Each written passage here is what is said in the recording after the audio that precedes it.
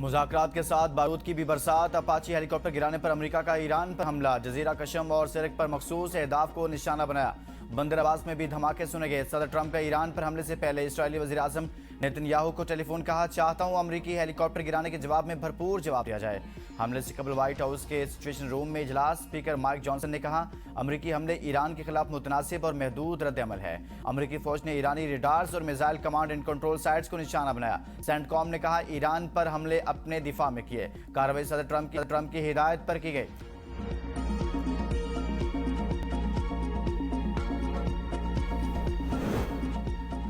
अमरीकी हमलों के बाद ईरान की भरपूर जवाबी कार्रवाई। खित्ते में अमरीकी अड्डों को निशाना बनाने का दावा। पासदाराने इनकलाब के मुताबिक अमरीकी हमलों के जवाब में बहरीन में मौजूद अमरीकी 5th फ्लीट पर ड्रोन हमला किया।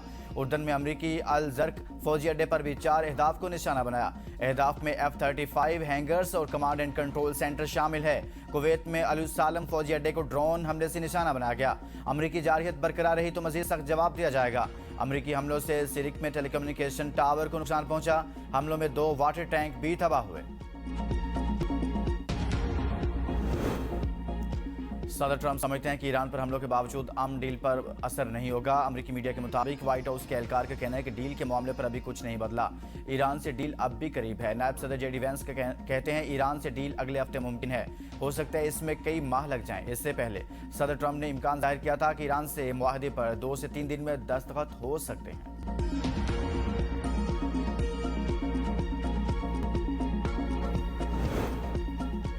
मैदान जंग में नाकामियों के बावजूद अमेरिका ने ईरानी आज़म को आजमाने की कोशिश की। हमारी ताकतवर अफवाज जवाब दिए बगैर नहीं रहेंगी।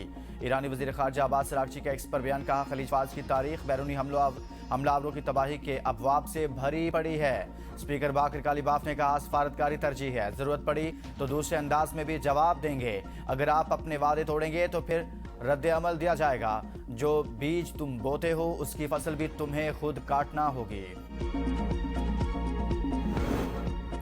ईरान के अमरीकी अपाची हेलीकॉप्टर पर जानबूझकर हमले में मुलविस होने की तरदीद। ईरानी नायब वज़ीर ख़ारजा ने कहा कि तेहरान का अमरीकी अपाची हेलीकॉप्टर पर हमले से कोई ताल्लुक नहीं।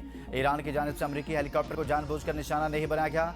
आपने हरमुज़ की कशीदा सूरत हाल में ऐसे वाक़यात गैर इरादी तौर पर पेश आ सकते हैं। अमरीकी ओहदेदार ने दावा किया कि अमरीकी हेलीकॉप्टर से ईरानी ड्रोन टकराया था। अभी तक ये साबित नहीं हुआ कि ऐसा जानबूझकर किया गया। तहकीकात जारी हैं।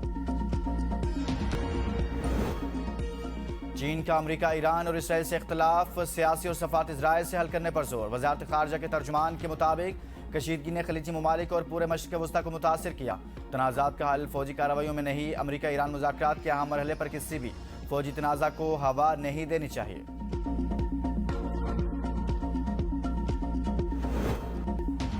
वज़ीर-ए-आज़म के ज़ेर सदारत कौमी इक़्तिसादी कौंसिल का इजलास। आइंदा माली साल का कौमी तरक्याती बजट मंजूरी के लिए पेश किया जाएगा। कौंसिल माली साल के सालाना तरक्याती प्रोग्राम और अहम मुआशी अहदाफ की मंजूरी देगी। सूबों के अहम समाजी और मुआशी इशारियों पर ब्रीफिंग भी दी जाएगी।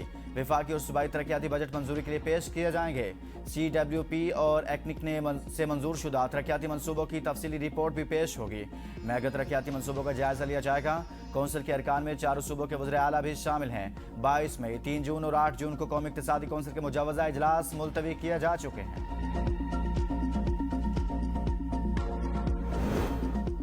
विफाकी बजट जुमे को पेश किया जाएगा। सेनेट का इजलास आज पहर 4 बजे और कौमी असम्बली का इजलास आज शाम 5 बजे तलब। जुमेरात को इक़्तिसादी सर्वे पेश किए जाने का इम्कान। कौमी असम्बली इजलास का एजेंडा जारी। वक्फा सवालात के अलावा 2 तवज्जो दिलाओ नोटिस पेश किए जाएंगे। मुल्क में HIV एड्स के केसेस में इजाफे से मुतालिक तवज्जो दिलाओ नोटिस और कस्टम्स गोदाम कोयटा में आतिशदगी के हालिया वाक़े से मुतालिक तवज्जो दिलाओ नोटिस शामिल। नायब वज़ीर-ए-आज़म और वज़ीर ख़ारजा इसहाक़ डार की ज़ेर सदारत ईंधन बचत और कफ़ायतशारी इक़दामात पर अमल दरामद कमेटी का इजलास। कफ़ायतशारी इक़दामात में 30 जून 2026 तक तोसी की सिफारिश। इतलाक़ रवा माली साल के इख्तिताम तक बरकरार रखने की तजवीज़। दुकानें रात 10 बजे तक खुले रखने का फैसला। हुकूमत के तवन्नी बजट और माली नज़्म ज़ब्त के इक़दामात पर अमल दरामद मज़ीद मुअस्सर बनाने का फैसला।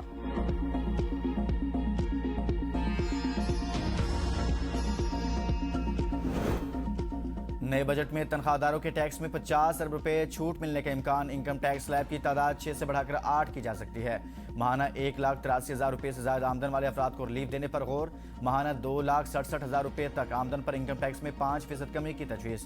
महाना 4,67,000 रुपये तक आमदन पर 29% टैक्स लगाने की तजवीज़। महाना 5,83,000 रुपये तक आमदन पर 32% टैक्स शरह मुकर्रर करने की तजवीज़। 5,83,000 रुपये से ज्यादा महाना आमदन पर ज़्यादा से ज़्यादा 35% टैक्स बरकरार रखने का इम्कान।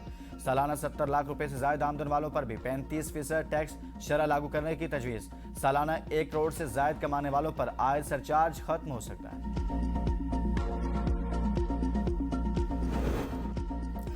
बजट 2026-27 इलेक्ट्रिक गाड़ियों की दरामद पर 25% तक सेल टैक्स आयद होने का इम्कान। हाइब्रिड गाड़ियों पर मौजूदा टैक्स शरहें बरकरार रहने की तवक्को।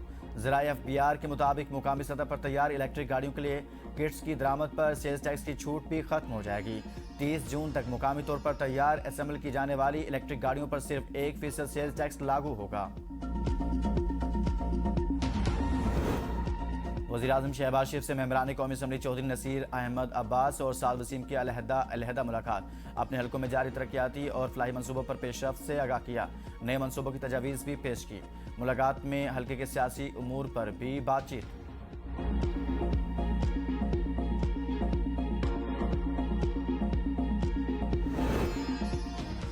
मुशीर वज़ीर-ए-आज़म राना सनालो की अमरीकी सफारतकार से मुलाकात। अमरीकी नुमाइंदे ने अमन और इस्तेहकाम के लिए पाकिस्तान के मुस्बत किरदार को सराहा। ईरान और अमरीका के दरमियान मुज़ाकरात के फ़रोग़ के लिए पाकिस्तान की सफारती काविशें का है। राना सनालो ने कहा, पाकिस्तान ने हमेशा मसाइल के हल के लिए मुज़ाकरात। कौमी बजट स्कीमों का शरह मुनाफा 12.4% से बढ़ाकर 13.6% कर दिया गया। फाइलर से 15% और नॉन फाइलर से 30% टैक्स वसूल होगा। डिफेंस सेविंग सर्टिफिकेट पर पहले साल मुनाफा की शरह 10% मुकर्रर। डिफेंस सेविंग सर्टिफिकेट का मुनाफा 5वें साल तक बढ़ाकर 67% तक पहुंच जाएगा।